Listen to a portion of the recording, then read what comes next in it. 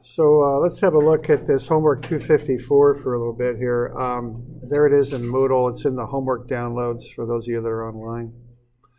So you could download that. And when you do, it should look something like that. So we got a little bit of a pressure vessel there. So why don't we figure out the stresses in the x and y directions on this. You might want to find some people you can work with. We'll do a couple of things today with this. Find somebody you can work with, or a couple people, or whatever. So the first here, why don't we see if we can find the stresses in the x and y directions with this.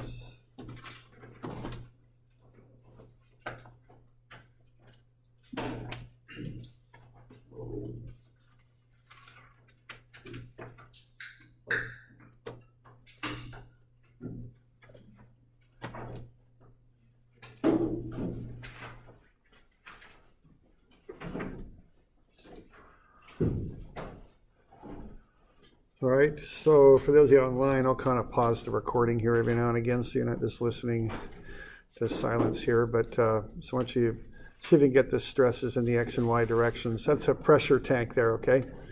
So pretty simple formulas on the front of the formula sheet, lower right-hand corner, might be the ones to help you with that. So if you're online, just pause the recording and see if you can figure those out. I'll pause here too. All right, so there's the calculations there. So 640,000 for the axial and 1,280,000 for the hoop. They're always, the hoop is always twice the axial. The axial's half the hoop. All right, so that's step one. Now, we want to figure these out in the x and y directions. So kind of when I think about this, I just think of there being like an element on here. I'll draw it kind of big. And we want to put the stresses on there. So why don't you put those stresses on that element and figure out which one's going which way. All right. So that'd be the next thing to do, is get a little picture there to show which way these stresses act. So which way does the axial go and which way does the hoop go? That's the next little thing here we're interested in, okay?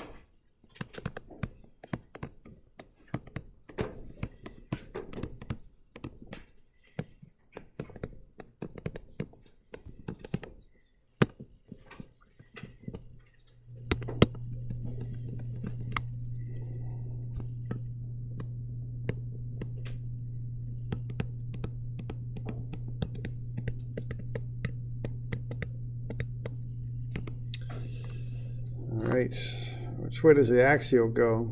Is it horizontal or vertical? Yeah, the axial tears the ends off the tank. The hoop splits the tank in half the long way. So the hoop would be the 1,280,000. That's doing that. And the axial's going the other way. All right. So are we okay with that? That's just the basic definition. And it's not like one's always X and one's always Y. What you got to do is look at how the tank's oriented and realize that the hoop tears the tank in half the long way. The axial tears the ends off the tank, okay? So we name these stresses after the direction that they point, basically. So this stress here would be the X. And so the axial is the X and the hoop is the Y. Were you all right with that? Okay.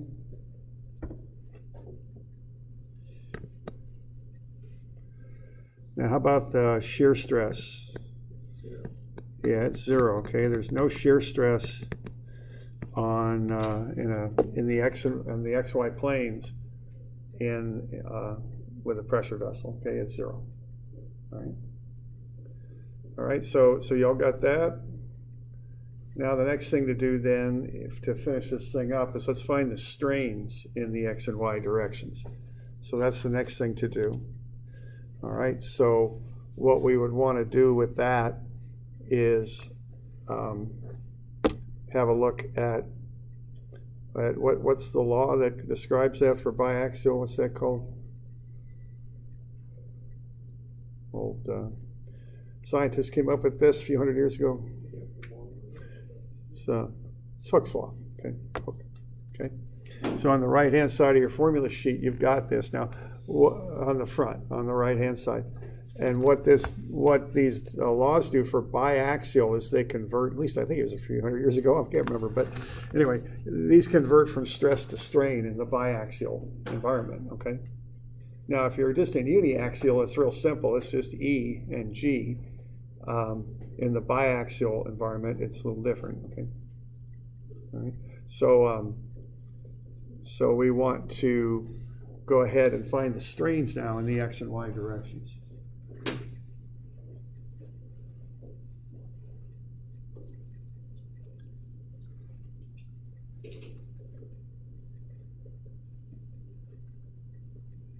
And again, we're just seeing this thing about strengths. It's not about really complex stuff sometimes. It's about putting everything together, okay? So what we've done here, we've gone from the pressure vessel conditions to the stresses in the X and Y directions. Now we're going to find the strains in the X and Y directions. Okay, that's the next thing to do.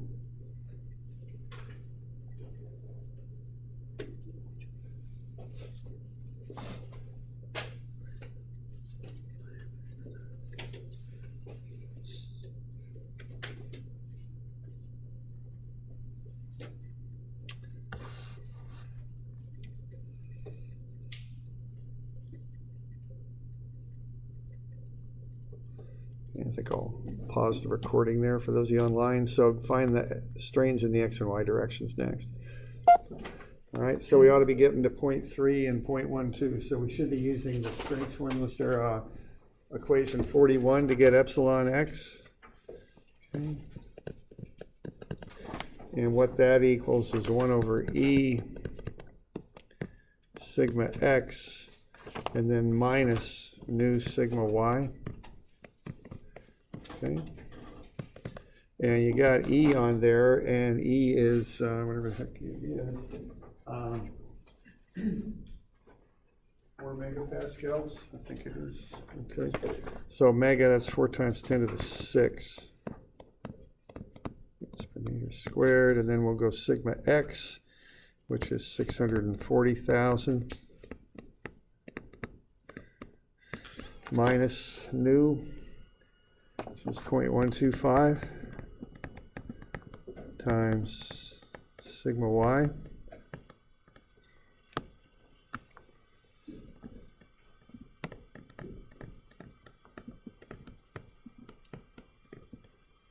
Okay. And I think is that 0.12? I think it is, yeah. So that's 0.12. And then you do kind of the same thing for epsilon y, 1 over E sigma y minus nu sigma x, right? So that's the same kind of thing, 1 times 4 times 10 to the 6. And then you're going to have that 1,280,000 minus 0.125 times 640,000.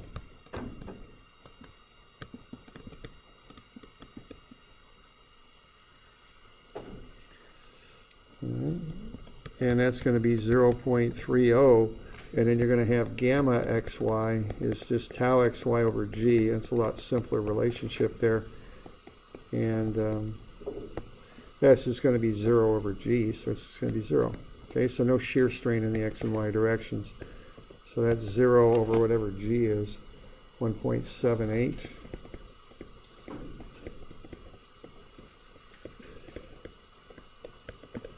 All right, so there you go. So what we've just done there for a pressure vessel is walk it from pressure vessel conditions to stress, and then stress to strain. Because if you know the stress, if you know the biaxial Hooke's law, you can get to strain. All right, now where that got us was page 15C in your packet there. Everybody got a copy of that? Anybody? It's got kind of a circular grid on it, 15C. So let's have a look at that. See if I can get the dang thing.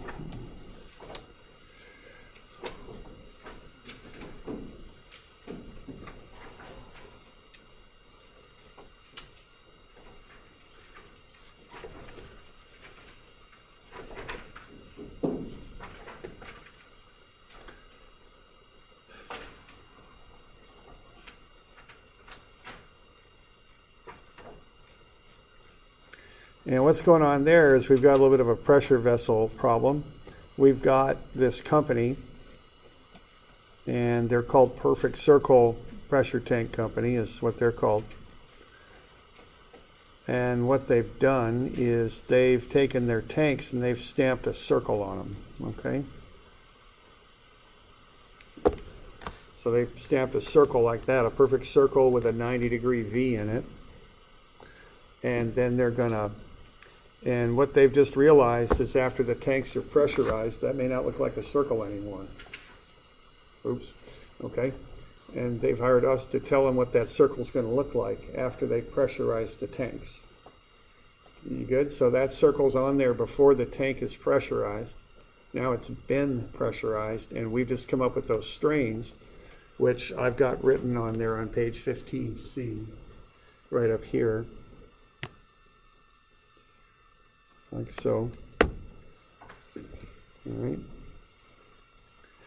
Now, what they want to know is what's this circle going to look like after we put this pressure in here. All right, and the pressure they're going to put in there is, well, we've already gone through all that, so we found the strains. So given those strains, why don't you find, using the formulas for biaxial strain now, so now we're off to some more formulas, 71 and 72 and 77 and all that stuff on the back of your formula sheet. Let's see what those strains are going to be. Now there is a certain amount of symmetry on this, and remember the gamma is 0, so it's gone. So why don't you all just start off by finding epsilon x1 at 45 degrees. Well, let's see. Yeah, why don't we do that, and then find alpha at 45 degrees. Let's see what's going on there.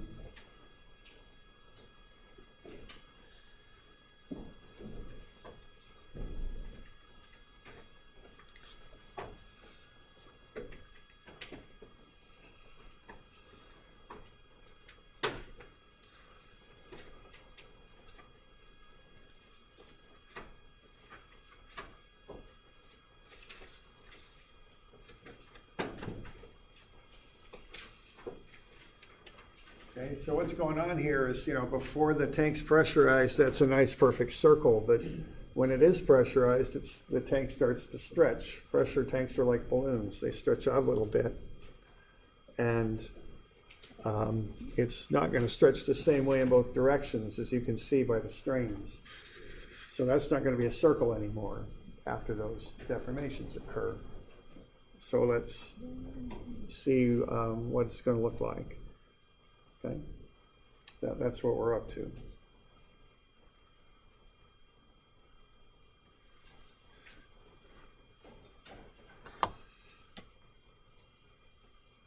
So we should calculate alpha and epsilon at 45 degrees. And while we're at it, why don't we get that, get the shear strain at 45 too, that thing on the bottom. So alpha, epsilon, and gamma, the shear strain at 45 degrees. I'll pause the recording here. All right, so we've run this stuff, and we've come up with a few numbers here, just crunching the numbers. So what we ended up with here is that at 45 degrees, we ended up with epsilon x1 is 0.21. We've got alpha is 0.09, and then gamma is 0.18, and these are at 45 degrees.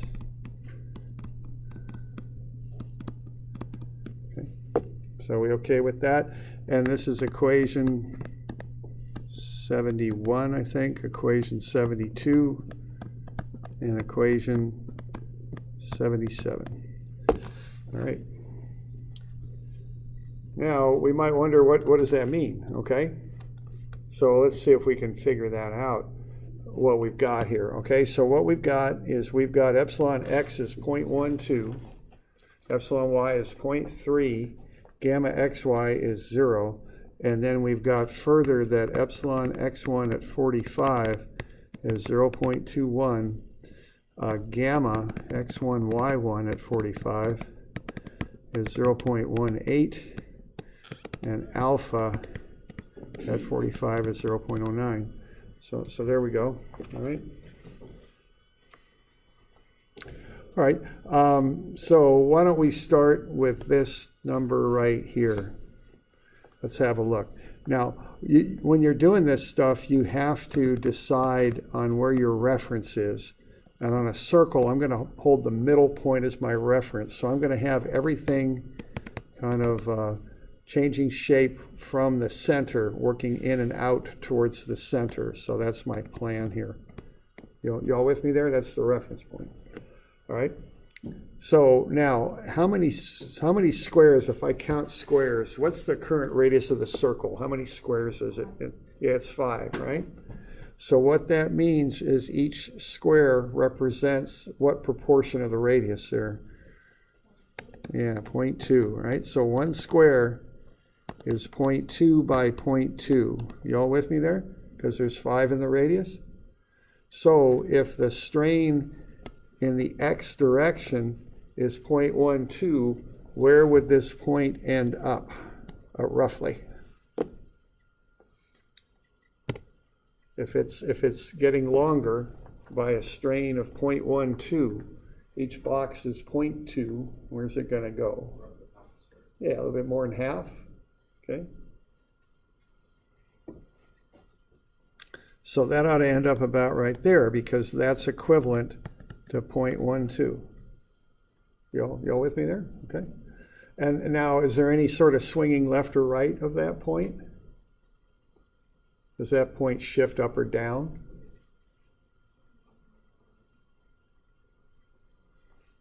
What would indicate it if it did? What would we expect to see if it swings up or down? Yeah, right, some shear. But we got any shear in the x direction? Yeah, we don't got any, right? Okay, so that's just, see, there's no shear going that way. It's just pure normal stress. Okay, now how about plotting up the one at the top? So where does that top point go? Up here. Where does it end up? Based on our numbers there. Now again, I'm exaggerating these quite a bit just so we can plot them up and look at them. Okay, you really wouldn't see something like this, at least not with a metal. I mean, 30% strain is enormous. Okay. But so where's that one going to go? Yeah, 1.5, right? It's going to go up there. Okay. Y'all good with that? Now, how about the one at 45? Now, the one at 45 is going to be a two-step process, all right? So let's kind of have a look at that. So the one at 45, which is right here, what's it going to do first? Let's look at the normal strain. How far out will it move? Yeah, about a full box, okay? Well, just a little bit more, but with the scale we're drawing, we can't hardly even discern that. So right about there, we're good? And that's on account of this number right here, see? With me there, okay? Now, how about now? It's also gonna, but that one will not just stretch out. It will kick over too, if you know what I mean. It'll jump over because it has shear at 45. Now, to figure that out, what we're gonna do is look at how this line rotates, okay? And that'll be due to alpha, okay? So we got this line right here, and it's gonna rotate a little bit. And what defines that is that number right there. And see, that's 0.09, that's radians. Okay, now we can treat that on our scale just like it's a unit. See, we're treating strain here like it's a unit with our scaling that we're using. One box is 0.2. So if that thing kicks over 0.09, that's based, if you look at the fact that an angle in radians is essentially equivalent to the tangent, and if the bottom part of the tangent, tangent's delta y over delta x, when you're, and for us it'll be like this, okay? So if x is 1, tangent is basically delta y prime, okay? So if x prime is 1, tangent is basically y prime is what it is. So that thing's going to kick out to the side in the y prime direction. It's going to go 0.09. Now, is it going to go clockwise or counterclockwise? Yeah, counter. And why counterclockwise? It's a positive number, yeah, okay. So that point is going to end up, 0.09 is a little bit less than half of one of these, right? Right about there, okay? So what's going to happen to that circle? See, we're not doing this functionally. We're just doing it kind of more in an engineering style. We're just going to plot up some points. If I were doing this in AutoCAD, I'd plot these points up, and then you put what you call a spline in there, which is a curved line that you can kind of round out a little bit. Something like that, okay? So this is what I would expect that quarter of the circle to look like after those stresses are applied, okay? So, you okay with that? Now this is a very symmetrical problem. You can figure this stuff out, the rest of the way through, and end up drawing what that circle is going to look like. And on account of the primary way you can see what's going to happen here are those numbers. See, the y it's expanding quite a bit more in the y than it is in the x, so you're not going to end up with a circle anymore. It's going to be more like an ellipse. I don't think it is an exact ellipse, but that's going to be the appearance of it, okay? All right. So, okay, so that's just a little bit of strengths here. We did the design on the pressure tank. That got us to stresses. Then we go from the stresses to the strains, and then we do the biaxial strain to see what's going to happen at different angles. That's the sequence we just went through, okay? So, you okay with that? All right. You could finish this thing up for, I don't know, yeah, we got to get this in on Monday too, because it relates to the stuff you're doing for Monday. So why don't we get this in on Monday, okay? So you can just finish this thing up, but you got the idea here. And I'll give you a hint, there's quite a lot of symmetry on this, as you might expect. There's nothing strange going on here. It's just, it's very symmetrical. All right.